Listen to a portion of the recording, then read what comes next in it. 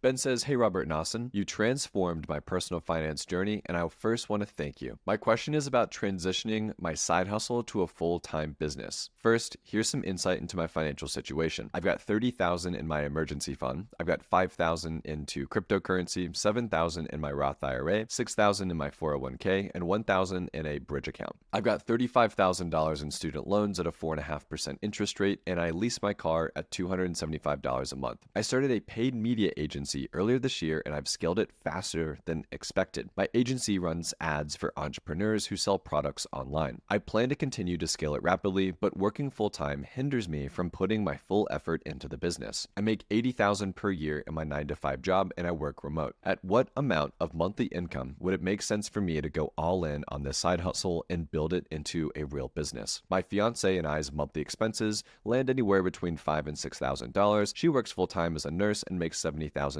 as well, bringing our combined income to $150,000. I'm trying to think of some of the implications of making the transition from a retirement and a healthcare perspective as well, so please talk about that. Okay, I'll kick this off because this is me like 3 or 4 years ago. So I was making $65,000 a year at my full-time job working in corporate finance, and after taxes and stuff, that's like $4,000 a month. I finally quit my job when I was making about $20,000 a month with my side hustle entrepreneurship stuff on the internet. Now, I'm not saying you have to wait that long. I waited longer than I should have, but I waited so long because I had a mortgage, because I had student loans, because I had a car payment, because I had ABCXYZ, and I want to make sure if I'm quitting my job, I'm not going to foreclose on my house. I know this is going to be a good thing for me, and I'm going to go all in on it, and I'm going to be very, very certain of that before I quit. To your point, I also had an emergency fund. I had about 15,000. You've got 30, which is great. 30,000 is about 6 months of monthly expenses for you guys, which is incredible. Now, here's my perspective, Ben. I think if your agency starts making the same amount of money as you make with your full-time job, so let's call that 6,000 to 7,000 a month pre-tax. If your agency is making 6,000 to 7,000 a month pre-tax profit, then I think it could be a good idea to start saying, okay, really sit down and think, if I spent an extra 6, 7, 8, 9 hours a day working on this, how much could this actually scale? Have a plan. How do I get new clients? How would I use this time? How would I be able to really double or triple my monthly income by going all in on this side hustle and making it a real business? And is that a feasible solution, right? Can I actually achieve these ideas if I had more time? Because for me, time was the hindrance. I was working 8 to 8 every day at my job, and then from like 9 or 10 o'clock at night till 3 in the morning, I was building my business, and I wasn't sleeping. I was doing that for a year. It was terrible. It was the worst year of my life, honestly, but it worked, right? It's how I found the extra time. And I was like, okay, if I actually had 12 hours a day that I could focus on this beyond the now 5 I'm building my business, I could really, really build this into something special, which is what I was able to do. And so,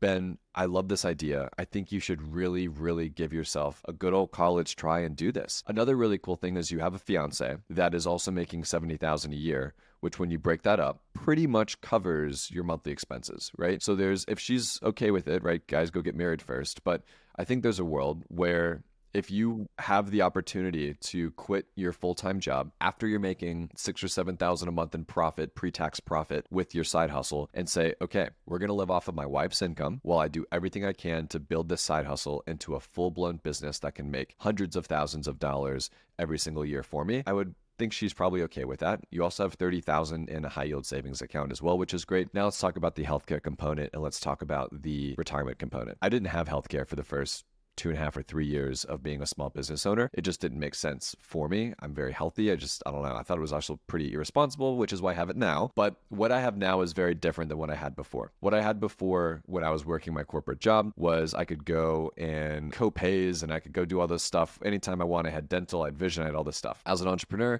I have one type of healthcare plan, and that is catastrophe healthcare, right? I pay $117 a month for it. I have up to $1 million in coverage, which means if I get hit by a bus and I have to get airlifted to Vanderbilt and it costs $900,000, my health insurance will pay for that. That's the type of healthcare I need as a 28-year-old healthy individual. Every 6 months, I go to the dentist and I pay $182 out of pocket. Every year, I go to the optometrist and I pay $250 out of pocket to get my eyes looked at, right? If I get sick, I go to urgent care and I pay, $142 out of pocket. If I need medicine, prescriptions and stuff, I just go pay that out of pocket. That's just been what's worked for me, and I think that's how I'll keep it for the foreseeable future. But when it comes to retirement too, go check out carry.com, carry.com. They offer solo 401ks for you and your spouse, so you can start investing toward a retirement account that is not just, I think you mentioned you have an employer 401k. This will allow you to invest even as a sort of solopreneur entrepreneur, which is really important. And then of course the Roth IRA is really important as well. I love that breakdown. I really think you covered it well. The only thing I would say is from the other side of the fence is you're young, you're healthy, you're crushing it. I would try to do both for as long as you can. There's 168 hours in a week. Let's assume for your stay-at-home remote job that's paying you well, you're working 35 to 40 hours a week. Well, that leaves you a ton of time if you were to put 30 or 40 hours a week into your side hustle to build it, build it, and build it. Here's why I don't want to see you quit too soon, because right now you're essentially printing money by double dipping. And if you quit too soon and the side hustle dies off, let's say AI comes in and changes the game in what works for what you're doing for paid media, and it happens all the time with Facebook, the pixel changes, this paint changes, all of that, you could find yourself going backwards, and then you're on your own, you're with your own income, you don't have the job, and it just, so for me, I would do it as long as possible, maybe a year or 2 years, scale it, make sure you have stability with the side hustle, and you can migrate that into a long-standing company and job, and then consider quitting the full-time job, because I love the fact that you have both. And even though it's going to put some wear and tear on you and it's going to really, really be difficult, well, guess what? Building wealth can be difficult. And you right now have the tiger by the tail, having this opportunity to do both. And you just have to have the conversation with your fiance and say, look, I want to crush this. I want to feel good about it, but I don't want to give up the hard-earned money that I'm making at my job. So I'm going to do both. Give me a year and let's see where we're at. That's what I would do. Robert, I love that. Do both. I did both. I did both for a year. It was a terrible year, but I did both. And it allowed me to stay investing. It allowed me to, keep my mortgage paid and do these things as I was experimenting and figuring out what worked, figuring out what did not work, figuring out how do I now take this from a couple $100 a month to a couple thousand to tens of thousands to hundreds of thousands a month, which it is today, right? It's like, how do I build this business?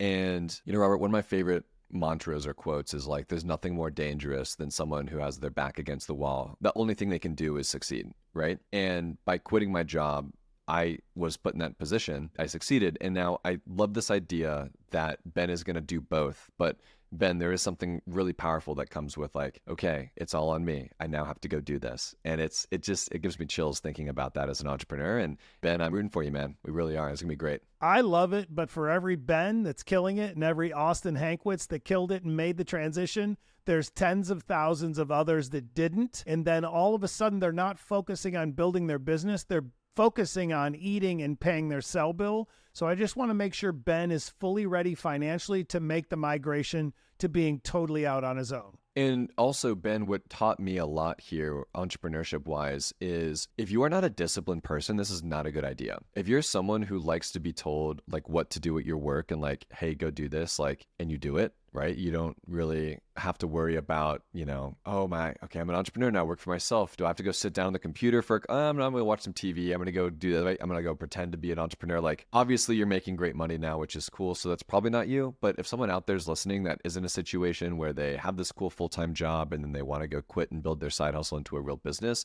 if you are not a disciplined human being, it's going to be really hard. Time blocking is really important. There's a really cool like notebook that I bought on Amazon that helps with time blocking. Ben, I'll put it in the show notes below. You go check it out. It's super cool. But just make sure you have discipline before you do this. And if that's not you, then like keep the job and just invest like the rest of us and retire millionaires anyway. I love it.